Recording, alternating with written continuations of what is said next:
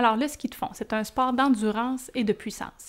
D'endurance parce qu'on parle d'une activité physique de plus de 2 heures à intensité élevée et de puissance parce qu'on a des montées, des descentes et certaines petites montées soutenues. D'ailleurs, pendant la TDLG en ski de fond, on parle de trajets entre 25 et 40 km par jour sur 6 jours. Alors, ça va nécessiter des apports énergétiques quand même assez élevés. Et 2 facteurs clés de la performance vont se retrouver à être le maintien de la glycémie et l'hydratation. Alors, le maintien de la glycémie, ça se définit comme étant la quantité de glucose qu'on a en circulation dans le sang à un moment précis. Alors, en consommant des glucides, l'estomac va scinder ça en glucose qui vont se retrouver dans le système sanguin. Une partie de ces glucoses-là va être entreposée au niveau des muscles et au niveau du foie pour former du glycogène qu'on appelle. Le glycogène, sa fonction, c'est de fournir l'énergie nécessaire aux muscles pour pouvoir soutenir une activité physique. D'où l'importance d'avoir de bonnes réserves en glycogène lorsqu'on débute une activité physique et aussi en remplaçant ces réserves-là régulièrement tout au long de l'activité physique. On peut consommer des glucides sous forme liquide ou sous forme solide, comme par exemple un fruit frais, un fruit séché, un lait au chocolat, une barre tendre, quelque chose comme ça. D'ailleurs, dès que l'activité physique dépasse 1 heure, il faut absolument consommer des glucides pour refaire ces réserves-là en glycogène, puis ainsi éviter une fatigue qui est prématurée. Évidemment que c'est très important de boire pendant une activité physique. Tout d'abord, c'est aussi très important d'arriver à l'activité physique bien hydraté.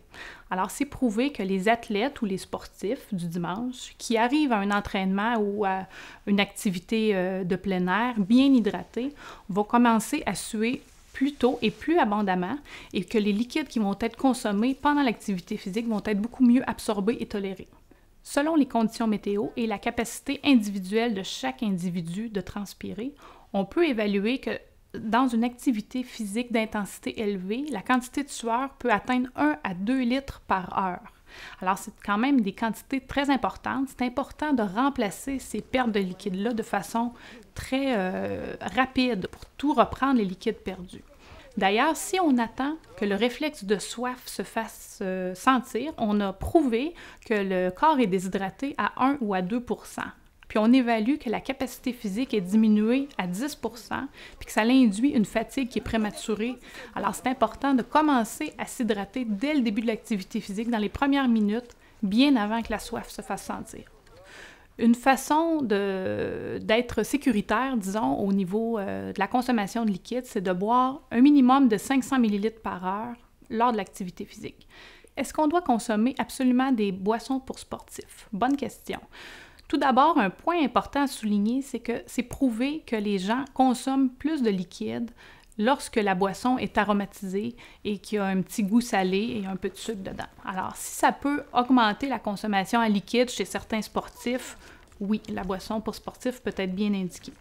Un autre point positif de ces boissons-là, c'est que ça contient des glucides qui sont facilement absorbables, alors qu'ils peuvent aller remplacer nos réserves de glycogène rapidement, surtout lorsque les conditions météo nous empêchent de manger ou qu'il fait très froid ou qu'on est pressé un petit peu par le temps.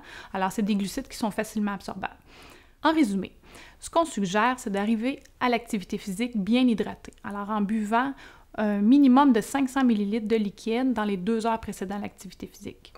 Ensuite, lors de l'activité physique, boire suffisamment de liquide pour rester bien hydraté en répartissant ça par tranche de 15 à 30 minutes et en n'attendant pas de ressentir la soif avant de commencer à s'hydrater. Ensuite de ça, en consommant des glucides de façon régulière tout au long de l'activité physique, que ce soit par la boisson pour sportifs ou par une alimentation solide, pour ainsi s'assurer d'avoir une réserve en glycogène musculaire suffisante pour poursuivre l'activité physique jusqu'à la fin.